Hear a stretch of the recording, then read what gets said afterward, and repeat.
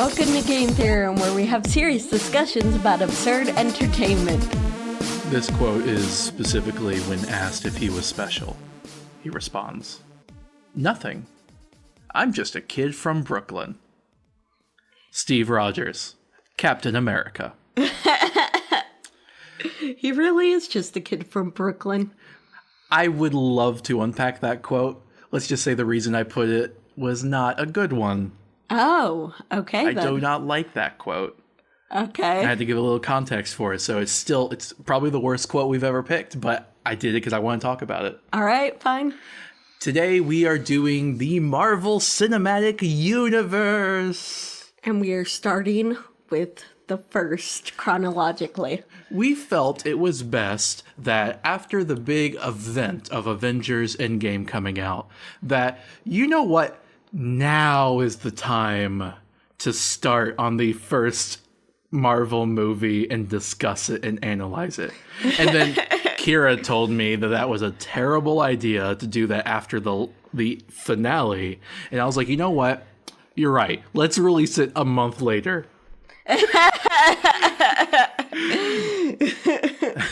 So that's what we're doing. Yep.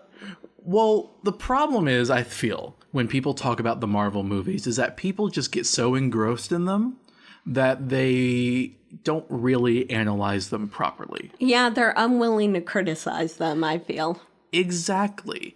And with many of these movies, when they come out, that's how people treat them. But then you look back a few years, you go back and you rewatch the first one. Mm-hmm. And oh my goodness, there is so much to criticize. Yeah. Yes, there is. Actually, quite a lot. We're going chronologically, so we're starting with Captain America. Yes. Because that takes place in the 1940s. Well, we did some research on the chronological order, and Captain America comes first. We have a whole list prepared, and this is not going to be simply one episode about the Marvel Cinematic Universe. This is going to be the first in a series that we will do on our revisits. This will be another revisit in the rotation. Yep. And like our revisits, the way we do them is we come back and talk more about them. So we're just going to be talking about the first movie, and we'll come back later and talk about the next one. So we'll probably be done with this series in about 3 years. Oh, that's optimistic. 3 years is optimistic. You realize that, right? I mean, we'll see. I honestly feel like it's better to do it that way than to have just like a 10-part series on Avengers before we get back to doing any other podcast episodes. I guess, yeah, I can agree with that. Although I admit that I'd be excited to get to Black Panther. That's going to be a good one. Yeah, there are some good Marvel movies. Yeah. Captain America, I do not feel is one of them. Yeah, I agree with you. Now, I wanted to point out, some people might be like, what, you're doing chronological order? You're not going to do, like, the release order? I'm just going, no, that's not the way we do things here. At Game Theorem, we always do chronological order. Now, normally, that's where we make a timeline, do the backstory and everything. We could have done that for the MCU, but like 95% of it would be on screen. There'd only be like 5% backstory. Yeah, that's true. So we figured we would do more analytical takes and readings of the movies themselves as opposed to our normal documentarian style. I think that's a good idea. Especially because we really want to rip these movies apart. Yeah. And look, I know how that sounds. We don't want to just be hating on it because there's plenty of that going around too. There's plenty of people that are, just hating it to hate it. You know what I mean? Yeah, I know. But I feel like our criticism is justified and it's constructive criticism. I mean, I don't know about the word constructive because it's not... Constructive implies that they can do better. I mean, I guess maybe they can do better in future films. Which they did. Yeah. But, this is a very old movie, sort of. Yeah. And they can't improve upon it. Yeah. But I guess they can do better movies in the future. And, if these movies really are as great as some people, I think, naively believe them to be, then they should be able to withstand a criticism from a viewer 10 years later, don't you think? Yeah, definitely. So that's exactly what we're going to be offering here. Mm-hmm. Any other caveats we need to get out of the way? I wanted to say that I'm a little torn when it comes to the Marvel movies. This probably goes for you as well, Kira, because I'm someone that likes video games, anime, TV shows, movies. I'm someone that likes a lot of things you would usually describe being nerdy. At least a lot of people would. We've had our talk about that word before. Yeah. But I'm also a feminist, right? You too. Yeah, of course. And you will see those two things will be very much at odds throughout the series. Oh, yeah, absolutely. Because, I mean, I've heard people that were really into fandoms and Marvel and comics be completely engrossed, willing to turn a blind eye to anything in these movies, right? Yeah. In fact, even some recoiling when they try to get better. But I've also heard many feminists on various podcasts and whatnot online, the internet. I've heard many feminists completely recoil from these movies because of how male dominated they are. Yeah, I feel like there are a few that are good in that way, but they're few far between and it's pretty rare. Right. So we'll be coming at like a slice in the middle. That's what we're hoping to provide for you guys. Well-reasoned. We'll get some criticism and praise, mostly criticism. Well, for this one, yeah. Yeah, it might change on future ones. And oh, by the way, I forgot to mention, we will be doing the full MCU. So that includes TV shows as well. Yep. So expect that in half a year or whatever. But we're not going to catch up on decades of comics, so don't expect us to mention yeah. almost anything from the comics unless it's something we just heard about. We are doing the MCU, not the comics, and there's different adaptations. I have some peripheral knowledge. Even the movies, like I've seen some of them. Many of them I have not seen. I think that's true for you as well, Kira. I've seen like a lot of them. Yeah. Okay, you've probably seen more than me then. Even the ones I have seen, I have a foggy recollection of, and maybe that's how it is for me. I've seen like a bunch of them, but it's just that I haven't retained information. You know, right? Like I've seen all the Iron Man movies, none of the TV shows, but like a lot of the movies. Right. So this one, there's no trigger warnings. Spoilers are only going to be for the first Captain America, the first Avenger movie. Yes, and by the way, in this, we're not including the stuff in the movie that happens in the future. We are literally only talking about the stuff that happens in... Right, so there's a bit of a hint to future plot lines at the very beginning of the movie and at the very end. They encapsulate the entire movie as a flashback, which is why chronologically we're doing this one first. And I just wanted to say that... with my foggy memory, when I first saw this movie, it was when I was a lot younger and more naive. It was when I was still indoctrinated with my cult-like family, biological one. In fact, this movie used to be my favorite Marvel movie. What? Yeah. Come on, the Iron Man ones are better. Meh. I think both Kyles would still disagree with that. No, the Iron Man ones are... You know what? When we get to them... We're here to talk about Captain America. Okay, fine. The thing is, as a kid, retrofuturism in World War II was something I was really into. Oh, so you just thought the movie was really, really cool because, like, the movie is almost entirely based in retrofuturism in World War II. Right. Fallout, BioShock, zombies. You can kind of see that trend in the series I enjoyed. Yeah. But now we have a very different take. So I thought what I do is I took notes during the movie, and I will give a bit of a rundown for the audience on what happened. And Kira, you chime in with any details you want to add or opinions or whatnot, because I figured what we could do is as we go through the movie, we can criticize it as we go through. Because the audience, they've probably already seen the movie, but if not, now you don't have to. You can at least see our take on it, though. Yeah. And we can talk about what's wrong when it happens. Or, you know, what's right. What's right? Question mark. All right. So... the movie officially starts after the future part, the beginning and end that we told you to cut off. Yeah. So then the movie really starts in Norway, 1942, March. And so there's this like Norse mythology, right? There's this Norse ruin, and there's people protecting it. Nazis invade it. They destroy it. They find the Tesseract, which was a jewel of Odin's treasure. The Nazis find it. They kill everyone, and then they show you America. So after we got that little thing out of the way, now we're in America. The vision of 1940s America is extremely sanitized. Oh, yeah, definitely. It doesn't look at all what a real 1940 America probably looked like. It looks like what all the American propaganda posters would tell you it looked like. Yeah. Well, I mean, it's a movie. Of course they're going to do that. It's very Caucasian. Well, yeah. Right. And they don't show any of the racism. But, you know, did you really There was not a to? single example of racism. Yeah, even though there was... Yeah, you're right. And I mean, come on. When living at that time, you know, people say like wait. There technically was, but not until later. Well, bring it up when we get to it. Yeah. But I don't know what you're talking about. Anyway, we'll get to it.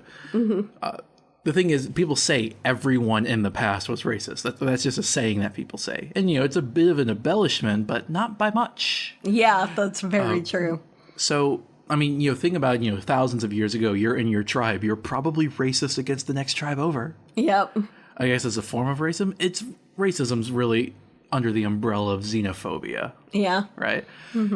You'd think you would have seen it at some point. Well, I guess you'll correct me if I'm wrong. Anyway, so the main character is Steve Rogers.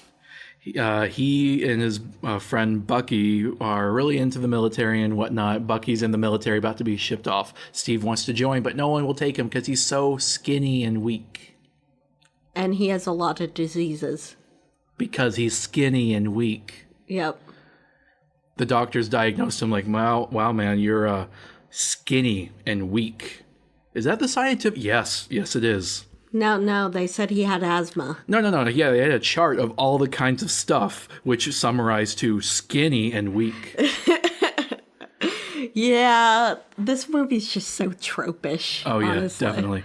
Anyway, they go to a science fair where they meet Howard Stark, who's the, like, genius, best civilian engineer on the planet. Yeah, a very young Howard Stark. Yes. And he ends up trying to show a flying car, but it doesn't quite work because, again, it's 1942. So this is where the retrofuturism kicks in. Steve really begs to go into the military. He tries to join. Now, this German scientist lets him. I didn't write down what his name was. I don't remember his name either. It's okay. It's fine. We're not going to remember every single character's name. Anyway, he lets him in as part of this SSR training program, right? But the thing is, when he asks him in his test, he's like, "Do you want to kill Nazis?" Steve goes, "I don't want to kill anyone. I just don't like bullies." So Steve Rogers, Nazi sympathizer. Because when you're asked to kill someone, the one correct answer is Nazi. Okay, I can see or that. fascist. Okay, I can understand that, and I agree with that. However, I do kind of like that they subverted him being a typical soldier guy. Like, you see a bunch of typical guys like that later in the movie. Because he was skinny and weak, he wasn't like the brawn, hot-headed. He was more empathetic, I guess. And the reason, like, I liked his reason for wanting to join the military. He fell for the propaganda and just didn't like bullies because he had been bullied all his life. So he wanted to join and fight the bullies. Yes, but you should still want to kill Nazis. Like, I'm not endorsing, like, murdering people, okay? I'm not saying you have to do it, but you should still have that inclination. Because they would do it for you, not just for you, they would do it on purely racial reasons and eugenic ones. Oh, yeah, I understand that completely. I agree with that. He literally trivialized the Nazis as bullies. You know what? Now that I think about it, yeah, that's it. Because, like I said, he was empathetic, right? He was more emotional. He didn't want to kill. He just didn't want bullies, right? All that stuff. He's empathetic towards Nazis. Or what we call a Nazi empathizer? Sympathizer, so Nazi sympathizer. I think we coined a term here. Oh wait, no, that's a thing. But okay, you know what?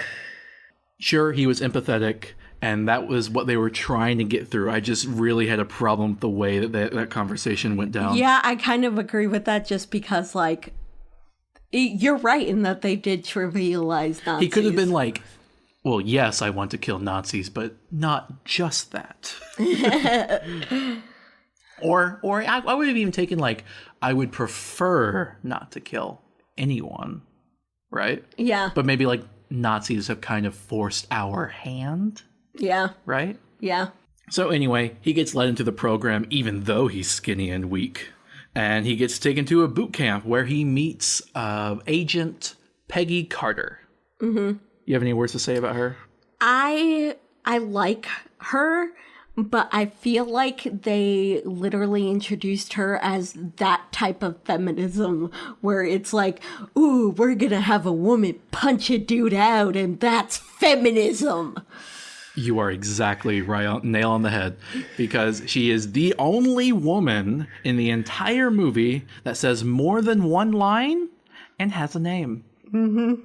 There's like 2 other women that say like 3 lines. Mm-hmm. Whoa, yeah. Feminism. Yeah. Right? Yeah. I only say feminism sarcastically when I feel like people are doing a laughable attempt at it. I think that she's that type of character, but I am not going to be harsh on her because I know that in the future they're going to do more with her. So I'm hoping that they have a chance to redeem themselves because I've heard that a lot of women really like Peggy Carter as a character. And I'm like, well, it can't be because of this movie. So I think it's because of something we haven't watched yet. Yeah, sure. That's up for future Kyle to talk about. Because right now, present Kyle does not like her. Mm-hmm. She is not a fully fleshed out character. She is a prop. She is a prop for this movie. She is the woman prop. She doesn't pass the sexy lamp test. What's that? I don't know that test. Where could you replace this female character with the sexy lamp and have almost nothing change? Oh, that is very true. Now, it's not even clear what her position is. She's an agent? Agent of what? No. They if you listen, like she's one of the like high-ranking officials in MI6. So okay, wait, I never heard them say MI6. They said MI6? They did? Yeah. Oh, okay. Well, I guess I missed that. Sorry. She's they up mentioned there it offhand in the one British. time, I'm guessing. Because I knew she was British, but well, that's what you're supposed to infer from the fact that she's British. Okay, so did it say MI6 yeah, they or did. are you guessing? They did. Okay. They did. All right. Because they tell her specifically to go talk to MI6 or whatever. So who said that? The commander, actually, Steve Rogers, commander. Oh, okay. Because he's the colonel. And I don't remember his name, but he's just the colonel. He's the big guy in charge of the whole SSR program. And he's a typical fucking douchebag, man. This movie is so tropey with its characters. Yeah, but he's not really like evil or anything. He's just very typical. Yeah. Anyway, so then there's this scene during the boot camp when they're running around. They say, hey, if you get that flag up at the top of the pole, you can not exercise. Yay. And all the, idiot boot tramp guys, is the way they're portrayed as, these like muscular brawn type of guys, right? Yeah. They all try to do it. They fail. So because they all try to climb the pole. Steve comes along, disassembles the pole, and just knocks it down and picks up the flag. Yeah, he just takes the pins out and knocks it. This scene's actually really brilliant. It really sets the tone for what the movie's going to be. This isn't a movie about some muscular man. This is a movie about a young, atypically weak soldier using his clever and wit to defeat the enemy in ways that other soldiers may never have thought of. Yeah. That's what this movie's about, right? It's about clever and wit. Trumping physical strength, right? You like what I did there? Yeah, that's... Oh, I should also mention... He was being facetious, in case you couldn't tell. Also, by the way, Agent Carter, Peggy, she's extremely misogynist in the movie. She does the typical drill instructor crap, where she calls the soldiers ladies, and she compares them to her grandmother. Oh, yeah. I forgot about that. So this is the type of feminism of like almost like the kind of game girl kind of thing of like, oh, she's not like the other women. She's the strong army woman. And she'll still put down other women. Yeah. So definitely not feminism. Mm-hmm. And then, then they have the grenade scene. So this, I think, actually is a good scene. I kind of like the flag scene, too, just because I like the scenes where they show that Steve Rogers isn't a typical soldier. Well, I like the flag scene. It just was for the wrong movie. Yeah, I agree with you there. Okay, but the grenade scene, I think, is usually touted as like the best scene of this entire movie, where the colonel doubts that Steve is going to be a capable soldier. So he takes a grenade, pulls the pin, and throws it in the middle of the platoon. And he yells grenade. Everyone immediately runs away, except Steve grabs the grenade and rolls and tucks into a ball so that he would take the entire blast and sacrifice himself for the rest of the team. Mm-hmm. This shows that he's willing to sacrifice himself for the other soldiers. Mm-hmm. That he's a no man left behind type of guy. Right. That like he's completely fallen in for all the American propaganda. He thinks he's doing a good war. Mm-hmm. I mean, it's against Nazis, so I'm not going to argue with that. Yeah. But you know, previously to that, they do show that that's not the reality of the army. What are you talking about? That they're not no man left behind. What do you mean? What are you talking about? Like, they show he's atypical by showing the other soldiers. Oh, implying that most soldiers wouldn't do that. Yeah. I guess, but that's bare bones. It's still pretty sanitized. And then they explicitly say it later in the movie when... okay, so they mention it offhand. Okay, this movie's still extremely sanitized. You know the American military actually funded this movie, right? Oh, yeah, I know. Like, seriously, the American government approved this as a recruiting tool. Yeah, okay. Fair enough. I can see that. But, so yeah, he sacrifices himself. Turns out, though, the grenade is a dummy grenade. It was a test. Mm-hmm. And that's when they decide, you know what, he's going to be the one for the program. He's a good man because the German scientist, I said German, but he's a German American now. He's nationalized. Yeah. He's the one who's like, we got to put him in the program because he's a good man. We can't just have one of these brawn people to be our brawn subject. Okay, moving on. Mm-hmm. Oh, I forgot to mention, though, when he did that, everyone was impressed, right? The German scientist is like, yeah, we got to have him. The colonel is like, I guess I was wrong to assume. And then Carter, should I call her Carter or Peggy? I guess call her Carter. Yeah, Carter. Agent Carter. She looks at him like, oh, he might be the one. Because I always choose my romantic interest based on whether they're willing to take a grenade for me. Or at least I do until they die, in which case I start looking again. By the way, By the way, it is almost explicit that Carter has no attraction to Steve until later. Well, no, until this scene. Yeah, until this scene. Like, okay, I guess another way you could describe her look is like, oh, wow, he's a good man. If only he had some muscle. Too bad. It kind of feels like that considering how that changes later. Anyway, the scientist talks to Steve about the serum that he's working on developing and that they had tried giving it to someone before, back when he was still in Germany. Mm-hmm. The person who gave it before is now a Nazi. You don't need to worry about him yet. Mm-hmm. Anyway, the serum amplifies your emotional attributes, which is why he needs to make sure it goes to a good man. It makes good great, and it makes the bad worse. Those are his words. Oh, yeah. That's why it was a failure on the German subject. Because he was a bad person. Because German's bad, except the ones that defect, I guess. Whatever. And then Americans good. American soldiers good, right? Specifically this one, the little weak guy who has a heart of gold. Yeah. You see the tropes throughout this movie, right? Oh my God, yes. And because it amplifies your emotions, muscles strong. Science stuff. Explanation over. Anyway, were you going to say something? Yeah, I was going to say he literally does the trope of telling him only great men can handle strength, because if you're not a great man and you get strong, you'll end up like that Nazi guy. Yeah, it's kind of implying that, like, oh, you're a good man. That'd be worth something if you were strong, but since you're not strong, who cares? Yeah. We could make you strong, though. Then you'll actually be worth living. Yep. And then they make him strong. Well, no, we're not there yet. Okay. Because they have this car ride with Steve as with Carter, right? Mm-hmm. And they talk. This is their first casual interaction, right? Mm-hmm. And Carter literally mentions about how many doors have been shut to her. Yeah. Implying because she's a woman. Yeah. He then immediately takes that as the opportunity to hit on her. Yeah. And talk about dancing with her. Then the conversation becomes about him knowing women. And I'm like, you were so close to actually talking about like yeah, she's the only woman here, right? Yeah. Because America literally didn't allow the enlisting of women, right? Yeah. So it's like this was a perfect opportunity to talk, maybe lean into that, talk about why she's the only woman here. Yeah. No, because we have to talk about her eligibility. You know what?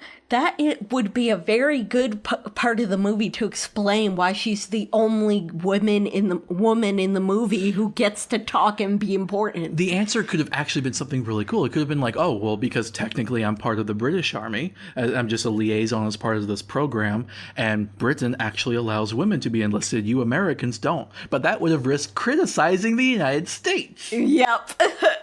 I don't know if Britain actually did allow it, but I mean, she was there. She was MI6, so it's possible that they didn't allow it in the actual army, but because she was an agent and sort of, whatever, then they allowed it.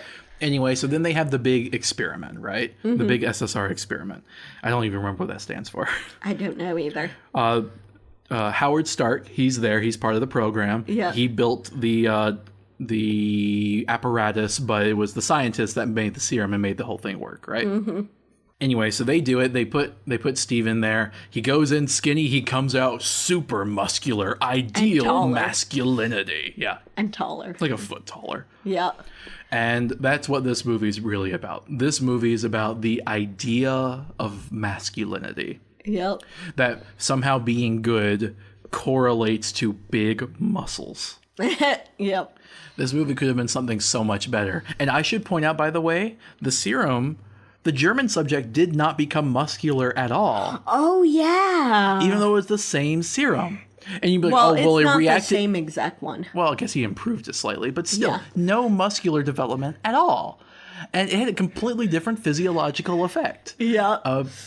Even if you say that he was bad, so side effects because muscles linked to good, and he not good, so he no get muscles. Yeah. That's like caveman logic. Yeah, I don't think I need to even comment on that any further. But I just have in my notes here, all caps, masculinity. Yeah. And then Carter is so overwhelmed and unable to control her lust at seeing a big, sweaty, muscular man. She's literally hyperventilating when she sees him and reaches out to touch his muscles and has to try to physically control herself. Yeah, and then she gives him the shirt. It's supposed to be funny, but the fact that the only woman is the one overcome with lust at a male ideal, which, by the way, we talked about this in our Bayonet episode. Yeah. But that's not a male ideal of attractiveness for women. It's a power fantasy. Yeah, exactly. So realistically, that wouldn't have even happened. Howard Stark is my male fantasy. Yeah, she should have been fawning over Stark. Actually, we'll get to that later. Yeah. Anyway, a Nazi spy then shows up within the group there, kills the German scientist, sabotages the program, and runs off with the serum. Yep. And so we're going to say that the guy at the beginning of the movie planned this, like he inserted him in there to steal the serum. Yeah, as part of this Nazi group. Mm-hmm. Now, they're called Hydra. Yeah, Hydra is the research division of the Nazi army. Their slogan is kill one head to take its place. Yep. So literally, disposable men is in their ideology. Yep, and only men. They do not allow women. Yep. Or anyone that's not Caucasian. Yep. So, well, of course they would have the Aryan. I should point out that killing the German scientist is part of the dead mentor trope. Yeah, that's true. He was even drinking beforehand. He did everything but say, I got 2 days left till retirement. Yeah. So he's killed off just for character development. And, usually that's women. So, hey, but there weren't even enough women in this movie to do that. We couldn't kill off the romantic lead, so let's kill off the mentor. Yep. Then there's this whole chase scene where Steve, now all big and muscular, chases the Nazi, or the Hydra spy, through the streets of New York. Mm-hmm. And he was barefoot the whole time, and he was very clumsy. He couldn't control his muscles. Right? Well, he wasn't used to being that tall, too. Okay, I get what they're going for, because when you grow when you're a teenager, you're awkward because you're not used to your height. Yeah, they're going for he just got the muscles. He doesn't know how to control them. But it also comes across as these muscles are too powerful. Oh, well, yeah, super strength was, yeah. Also, realistically, if he was running barefoot through the streets, his feet would be covered in feces. In that time period? Yes. They didn't have indoor plumbing in the 1940s? I mean, they did, but sanitation was so terrible. Ah, I see. Industrial, okay, if not feces, at least smog or... Industrial waste. I'm thinking of, pools of gunk on the ground. Yeah. This was so sanitized. I should mention that science fair, by the way. Realistically, science fairs at the time were super racist. They had things called human zoos, even in America during the 1940s. Yeah, that's true. Although it was worse in Belgium, to be honest. But fortunately, this movie doesn't take place in Belgium.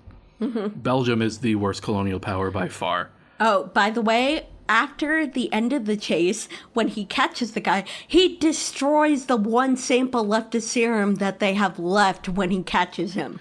But as long as the Nazis didn't get it, which I guess is a good thing.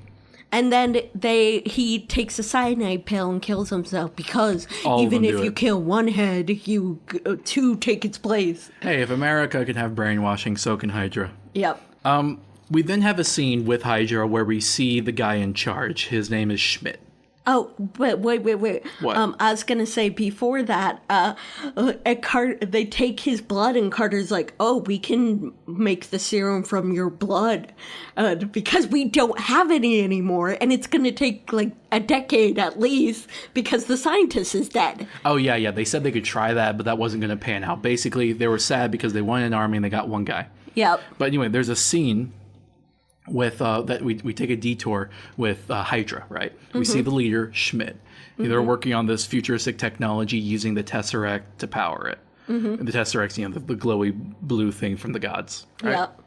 Schmidt he mentions in passing that the reason that he's not...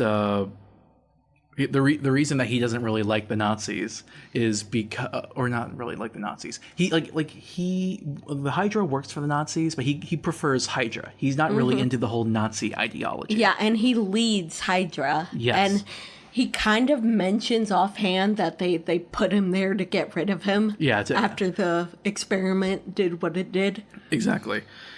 Now, they go back to America. America basically disavows Steve because the experiment failed and one soldier would never be enough to win a war, right? That's crazy. So, he's remade into propaganda. He literally becomes Captain America, and he does stage shows touring throughout the country. Advertising war bonds. Yeah. And you can tell during this montage that he gets more and more famous because the shows get more and more elaborate as it goes on. This is when the Marvel comics actually get produced, the Captain America ones. Oh, yeah. And then he even gets in movies. And by the way, I had to put this, but all the shows are just him, one man, and a whole bunch of women. There are more women in these shows than the entire rest of the movie. Oh, yeah, they have dancers. Yeah, I just wrote legs for days and heels. Yep, because they do the typical show thing of back then where they do the kicking and they do a kick line. And probably, I think, the most women's undergarments in any Marvel movie. Fair enough. Again, not necessarily problematic, but considering the lack of real female characters, very problematic. Yep. They could have had some men lined. Okay, I get it was the time, but they could have talked about misogyny. Mm-hmm.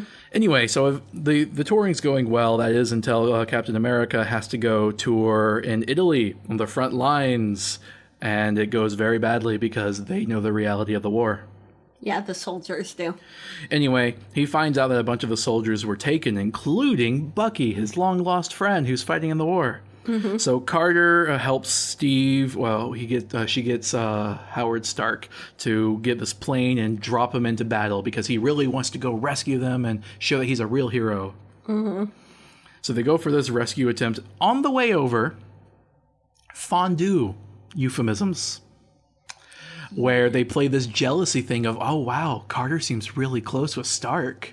Maybe she's taken and is not available. Is Stark no, Stark isn't flying the plane. Yes. What? No, they said that someone else. What? No, yes. Really? Yes. Oh. He's okay. also one of the best pilots. Oh, I see. Yeah, because he's a mechanical engineer, Yes. so I would assume. Yes. But Steve's like, so you two fondue often? Like we've given some hints that that Carter likes Steve, right? Yeah. I guess what they're trying to go for is like, oh, well, she's already like my romantic interest. You can't be interested in someone else. It's very masculine, like competition. Like they have to compete for the girl. It's awful. Yeah, it's dumb.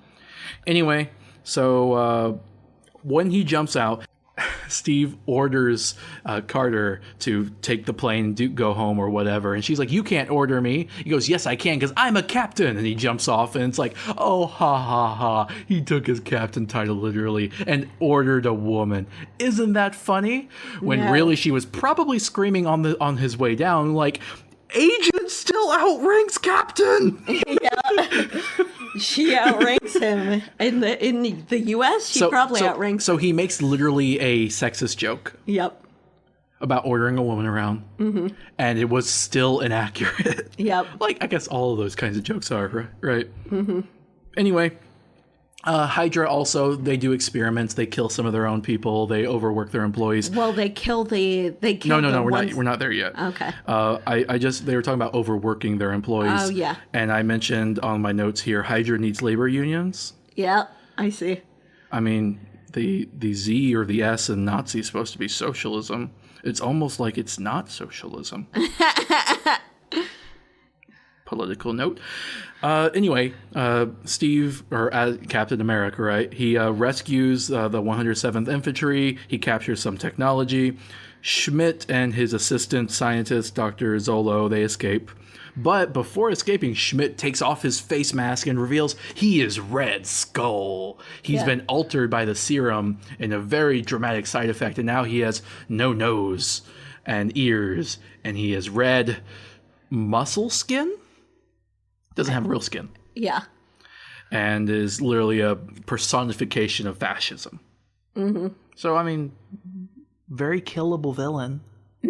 Yes. But again, where's his muscles? If Steve gets muscles, again, he had a side effect, but he should still have muscles. He still had super strength, though. Without muscles, which tells you that it's not actually about what you can do, but how you look when doing it. Yeah. So, so after all this, the whole mission was a huge success. Steve is even more famous now. He gets a award, and Stan Lee, the creator of Marvel, appears as a cameo in this movie like he does in all the movies. Yeah. He's a general for the United States. Yeah. Anyway, so during this reprieve, Steve decides, okay, we gotta go back out there and do some good and make America win, defeat Hydra, right? He found out that they had all the other weapons factories, and he figured that Red Skull and his assistant would be running away to those other weapons factories. Right, so the job's still not done, the war's still going. Yep. So he gets this team from the 107th, and I wanted to actually give a bit of props here because the team was multiracial. Oh, by the way, that's the bit of racism that they showed. When he was breaking them out, that Asian guy had to tell that other guy when he said, "Are we saving everybody? Are we taking everybody?" And that Asian guy responds, "I'm from Fresno." Like he said something like that. Oh, see, that was so subtle, I missed it. Yeah, but good catch on that. I liked it. I liked that part. I just like that little thing. Yeah, okay. So they did at least do it one dumb single time. Okay.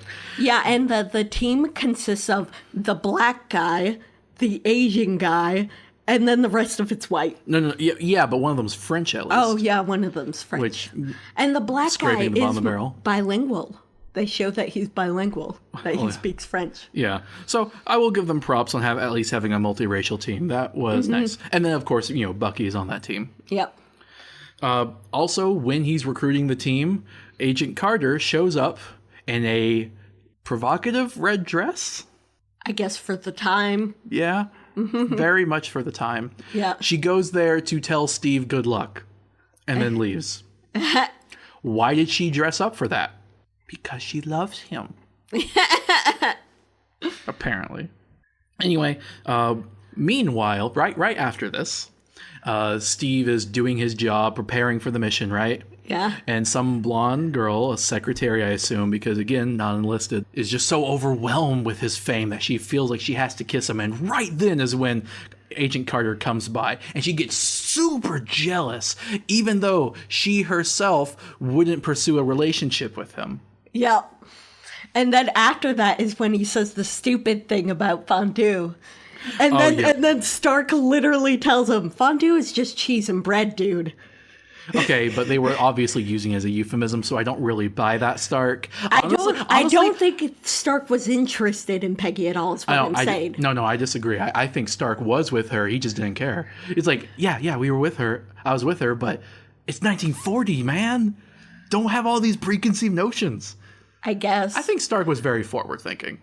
Yeah, I think so too. I honestly, Stark is my, that. If I had to pick a fantasy of a man in this movie of, that's my dream guy, Howard Stark is way better than Captain America in this movie. Honestly, Steve, who cares if you're kissing some woman? And Carter, who cares if you're with Stark? I guess you have a lot more to lose, being the only woman in the movie in the military right here. Mm-hmm. But, don't give Stark too much credit. He does work for the American military. Yeah, I guess. I just think he's attractive and smart. Yeah, they didn't give him one single character flaw, even though Carter was super jealous. Anyway, Stark gives Captain America a vibranium shield made out of this super rare metal that has this magical property that anything that hits it makes it harder. And he's like, well, why didn't you give me this earlier? No. Yes, that's literally what it said to do. He said it's harder than steel, but 3 times lighter. Well, yes, that as well. But also its property is that it gets harder whenever you hit something with it. Yes.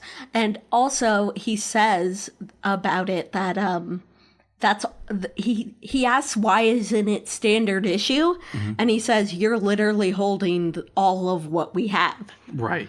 Very rare. So yeah, very rare magic metal. Anyway, so when he gets the shield, Carter, still very scorned at him, decides to shoot him to test out the shield as a way to vent her frustration at him not being with her. Yeah, that was a dumb scene. I hate Agent Carter's entire character arc here. Yeah. She is the token woman. Mm-hmm. And then they have their whole mission and everything. They have a whole montage. Remember that multiracial team? Hope you like them because this is basically the only part they're in where they have a montage of them taking out all the bases. Yep. Okay, we don't need to worry about them anymore. Because then when they go take out this one big base in this snowy valley area, Bucky falls off a train and dies. He falls to his presumable death. We don't get to see it, but, at that height, you can kind of guess what happens. Yep. And they were going after the scientists on the train. Which they succeeded. They captured Dr. Zolo, the assistant to Schmidt. Mm-hmm. He's the one who made most of the technology. Because Schmidt didn't really do anything. Yeah. And unlike all the other Hydra guys, he doesn't kill himself with cyanide. Because he actually wants to live. Yep. Right?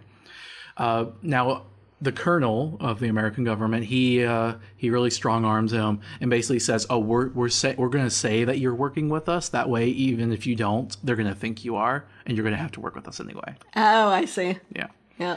And it works. So Zolo tells him that Schmidt doesn't just want to.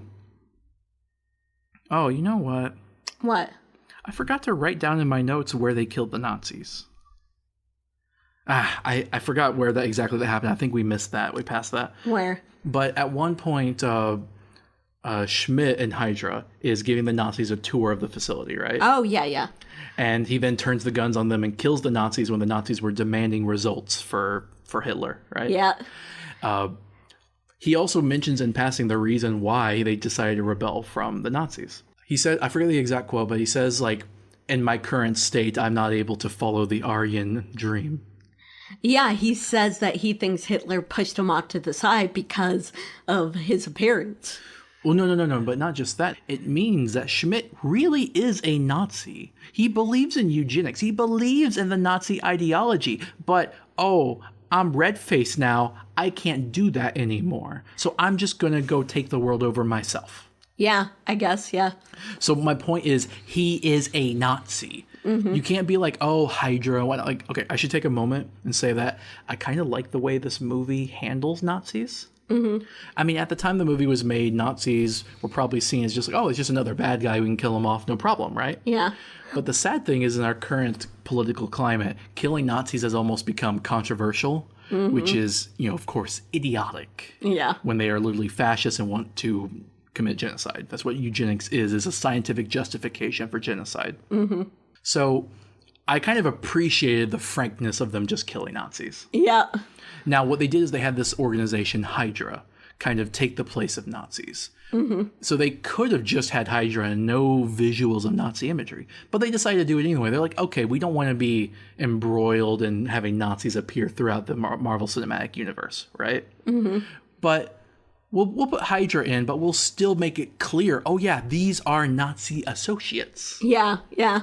So because they could have, especially for the German market, which has a big thing about showing Nazi imagery and fictional media, although they were much easier on movies than games. Yeah.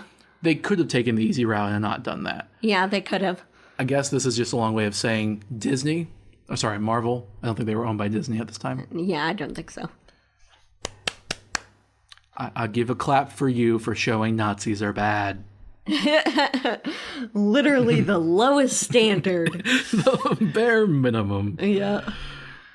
But they did it, so props to that. Anyway, so back to where we were.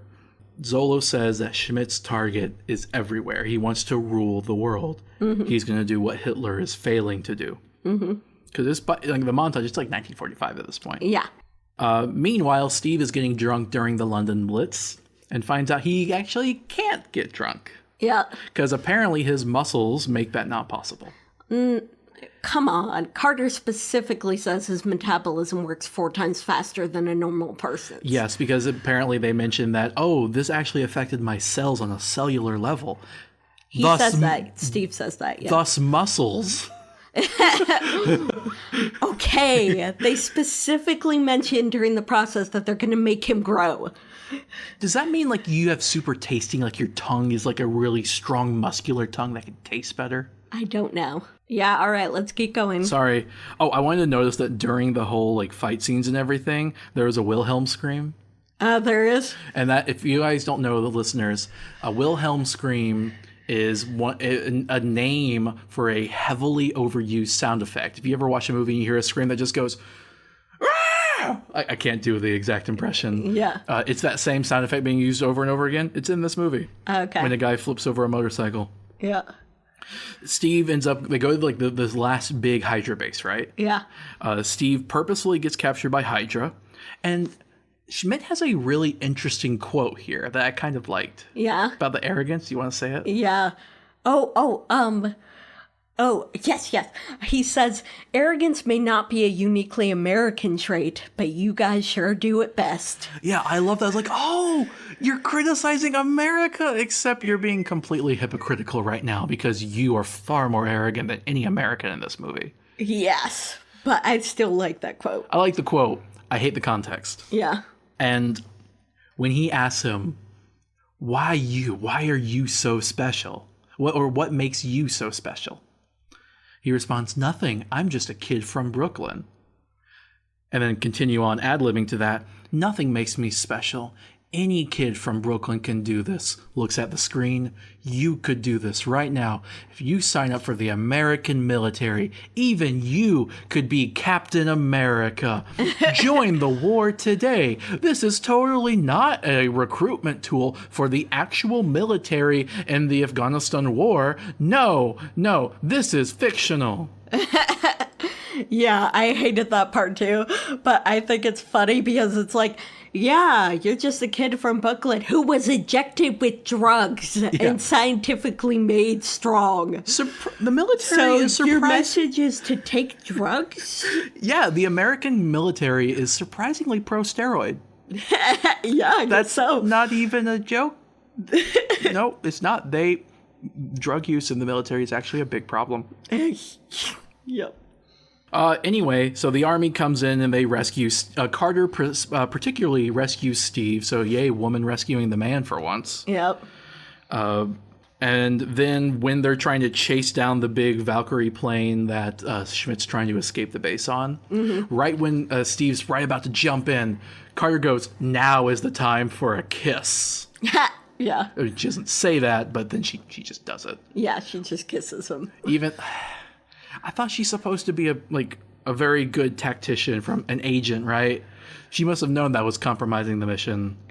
You had so many opportunities to do it before. Let's keep going. Come on. We're almost there. Okay.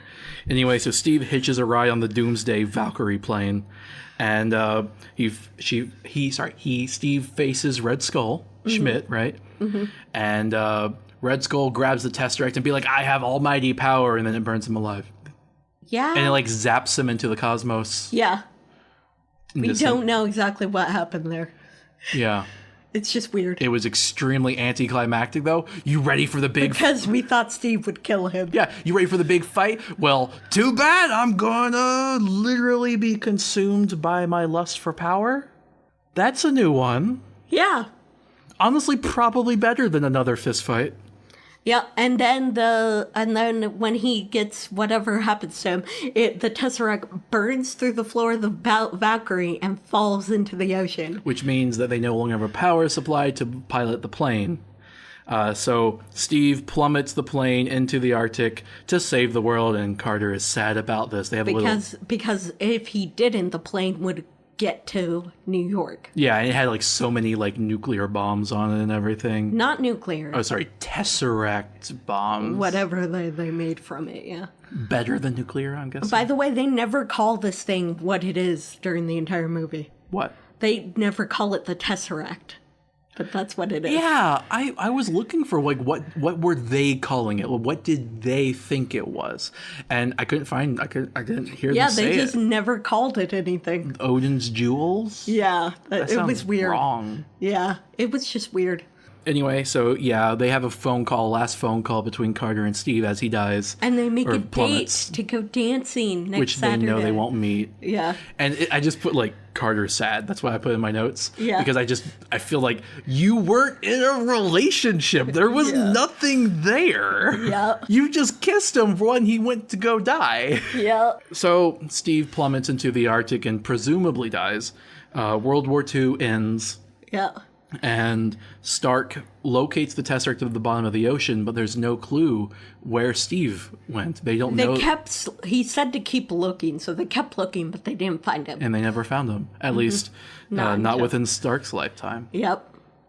And that's where the movie ends. Of course, we are not counting the beginning and the end, because those show future scenes that will answer some of these questions. Yeah, but we're not going to talk about that. Yeah, we want to go chronological order, so... Yeah, we're not going to talk about that, something that happens in whatever year... 60 years later, right? Yeah.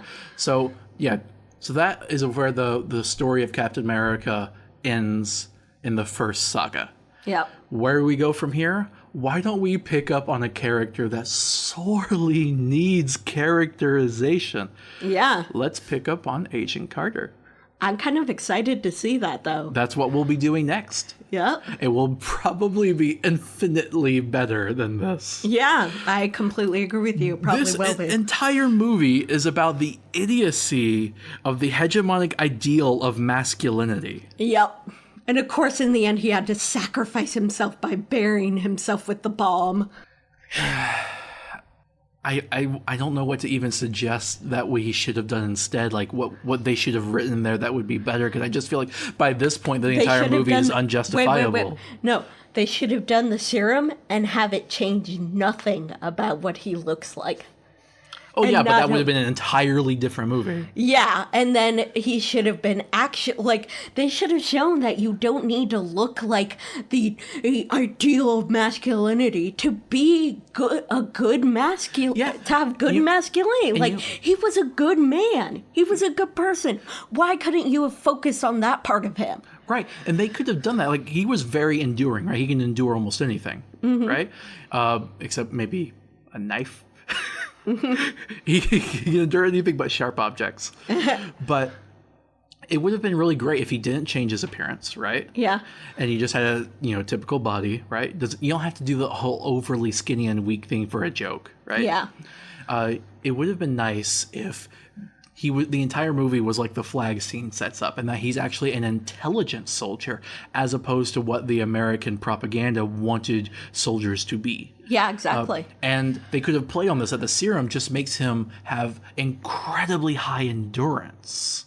But like, not it just muscles. emphasizes his yeah, and maybe he does have super strength, but he doesn't have to have muscles. He doesn't even need strength. I think it'd be better if, like, they didn't give him strength, right? And he's like, oh, but now you can take a hit. A torpedo could hit you and you'd probably be fine. Oh, that would have make been him bulletproof. That would be really cool. Yeah, kind of like Deadpool without the gore. Yeah, that would be cool. I'd like that. Ooh, yes. And then he solves all the fights with his intelligence. That would be amazing. I'd like that. The flag scene really is just a lie about what the movie's actually about. Yep. The movie doesn't come across as like anyone can be a soldier, but more like, well, you can be a soldier if you meet this criteria. If you don't, go get to work. Yep. Exactly. That's basically what it is. Oh, and if you're a woman, just leave. This movie has nothing for you at all. Yeah, absolutely. Actually, you want to talk about that as a woman, how you felt about the movie treating you? I just, other than, because of the fact that... Oh, I want to also add people of color, but we kind of already talked about the racist problem of a very Caucasian movie. Anyway, you're sorry. I like Peggy Carter as a person. Like, I thought they could have done something with her, but they didn't. Potential. The worst thing about her is the missed potential, honestly. And that's why I feel like this movie just really has nothing for women. And it just is awful because, like, the one female character that they could have done something with, they just don't. And it takes place in the 1940s, and they have her in a position of power. They could have done so much more than they did. And that sucks.